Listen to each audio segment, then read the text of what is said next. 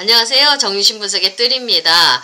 우리가 아들러의 인간이해에 대해서 공부하고 있죠. 오늘은 1장 인간의 영혼 부분에 대해서 살펴보도록 하겠습니다. 자, 아들러는 정신이란 오직 움직이고 살아있는 유기체만 존재한다고 이렇게 말을 하고 있습니다. 그러니까 움직이지 않는 식물은 정신이 없다고 얘기를 합니다. 자, 이 정신생활이라는 것은요, 앞일을 예측하고 경험들을 축적하고 기억을 발전시켜 나가는 것을 의미하고요. 그것들은 유기체가 움직이고 활동하기 위해서 필요로 하는 것들이라고 이렇게 얘기를 하고 있습니다. 생존하고 적응하기 위해서 정신생활은 필요하다는 얘기입니다. 자, 정신기관의 기능이 어떤 건지 또 한번 살펴보도록 하겠습니다. 자, 정신기관은 유기체가 처한 상황이 공격을 요구하느냐 안전을 요구하느냐에 따라서 공격기관, 방어기관, 안전기관, 보호기관을 선택하는 역할을 한다고 합니다. 무슨 말이냐고 하면 아이가 지금 자기 장난감을 친구한테 빼앗겼어요.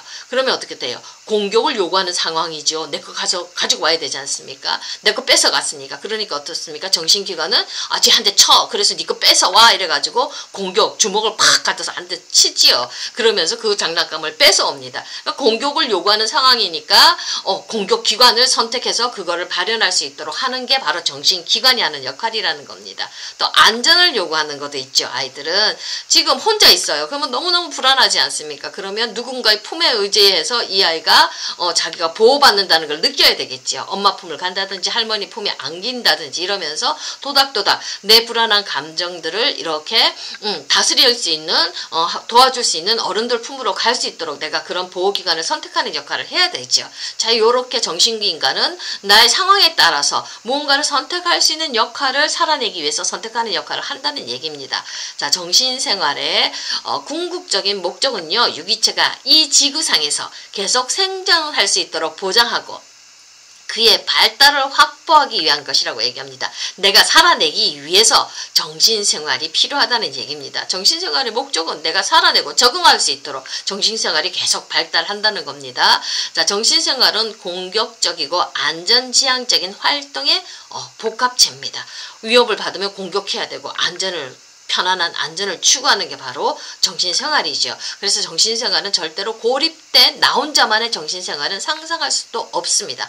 항상 그것은 내 유기체를 둘러싸고 있는 외부 환경과 연결되어 있고 외부로부터 자극을 그래서 받아들이고 어떻게든 그 자극에 반응하고 또 환경에 대항하거나 그것과 유기체를 지켜내는 데 필요한 어떤 가능성과 힘을 내가 수유하면서 안전을 지키고 생명을 보장해주는 활동이라고 합니다. 말은 복잡하게 하지만 어떡합니까? 공격했을 땐 공격해야 되고 내가 지금 안전을 추구할 때는 안전을 지키고 생명을 보장해주는 그런 활동을 할 수 있도록 선택하는 역할들을 우리 정신생활이 한다는 겁니다. 살아내기 위해서 공격해야 될 때도 있고 또 안전이 필요할 때 생명을 보장해주는 활동들을 안전한 곳으로 가면서 우리가 자기 자신을 지켜내야 되겠지요. 이런 내가 살아나는데 필요한 모든 것을 할 수 있는 그것이 바로 정신생활이라는 겁니다. 자, 정신생활의 목표 지향성에 대해서 한번 살펴보도록 하겠습니다.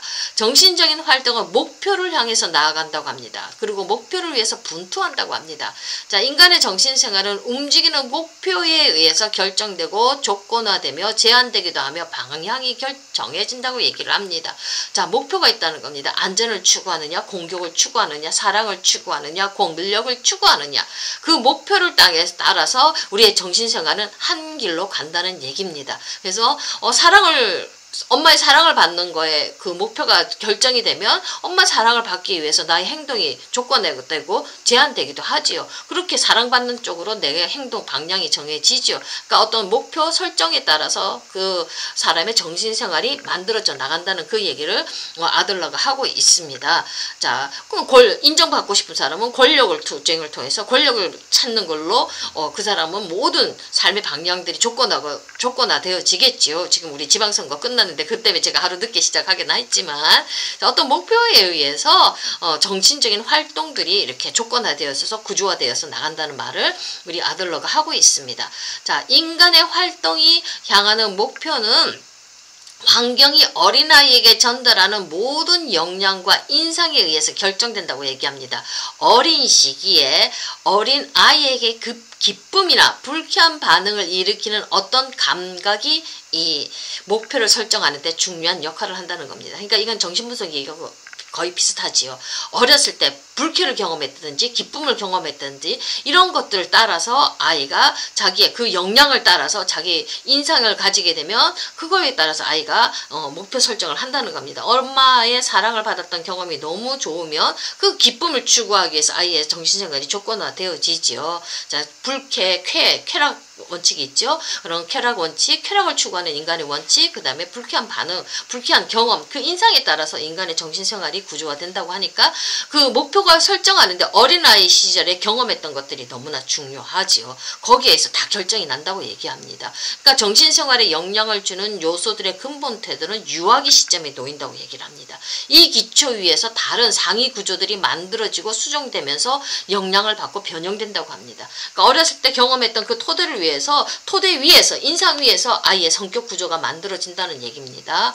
자, 이런 다양한 영향력들은요 곧 아이로 하여금 생이 던져주는 수많은 문제에 대해 자기만의 고유한 반응을 하게 만드는 조건이 되긴 합니다. 안전이 위협받는 불쾌한 경험을 많이 한 아이들은 어떻겠습니까? 그런 불쾌한 경험을 없애기 위해서 가지지 않기 위해서 계속 안전을 추구하는 성격을 가지게 되고 강박적이고 통제적인 상황에 통제적으로 환경을 통제하는 성격으로 구조화되어지겠지요. 히스테리 같은 경우는 그 어렸을 때 그 엄마를 상실한 그런 힘듦이 있었으니까 그 사랑을 추구하면서 욕망을 추구하면서 그 사랑을 인간을 향한 그 내가 사랑받고 싶은 욕구를 향해서 이 사람들은 계속 성격이 구조화되어지겠지요. 자, 이런 여러 가지 어렸을 때 경험했던 것들이 그것을 이미지를 기반으로 해서 아이들이 성격 구조가 만들어진다고 그리고 자신의 삶의 원칙들, 방법들을 이렇게 배워나간다고 이렇게 얘기를 하고 있습니다.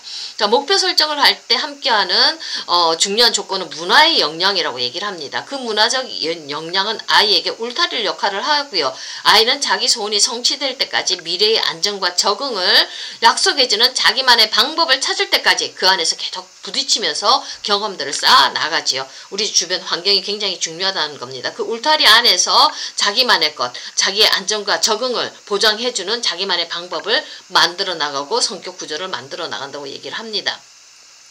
아이는 그 문화가 주는 울타리 안에서 자신의 안정과 욕망을 추구해 나가는데 아이의 안정과 욕망 추구가 어떤 상황에서 곤란해지면 아이의 정신이 불안감을 갖죠. 불안해집니다. 이때 아이는 위험을 스스로 극복할 수 있는 스스로의 능력을 믿지 못하고 자기 능력을 믿지 못하고 회피 반응으로 아이는 반응을 하게 됩니다. 이런 유형이 구조화된 사람은 삶이 요구하는 것들로부터 이제는 계속 회피하기 시작합니다. 위험에서 뒷걸음치고 대피소를 찾고 빠져나갈 구멍만 찾지요. 이런 사람들은 비관주의로 흐르기 쉽고요. 또 소심하고 수줍고 아주 내향성 성격을 가지고 사람을 불신하는 것들로 어떤 성격적인 특성을 보입니다. 유아기 때 경험했던 것들이 이렇게 성격 구조, 그 삶의 태도를, 한 사람의 삶의 태도를 만들어낸다는 겁니다. 반면 적응적인 아동, 좋은 사랑을 경험하고 쾌락을 많이 경험한 아이들, 기쁨을 많이 경험한 아이들은 낙관적인 경향을 갖습니다. 삶에서 만나는 문제들을 쉽게 풀 수 있다는 자신감을 갖기도 하고요. 용기와 개방성, 신뢰성, 근면성을 갖는 성격 구조를 만들고 그런 방향으로 자신의 삶을 만들어 나가지요. 이런 노력을 통해서 이 아이들은 자기만의 삶을 만들어 나가는데, 그러니까 처음 유아기 때 경험한 것이 인간에 대한 신뢰를 경험했느냐 불쾌를 경험했느냐에 따라서 이렇게 삶의 방향들이 틀려진다는 겁니다. 그러니까 유아기 경험이 그렇게 중요하고요. 유아기 경험에 따라서 정신생활의 목표 지향성이 만들어진다고 우리 아들러가 이야기를 하고 있습니다. 오늘은 여기까지 하겠습니다. 감사합니다.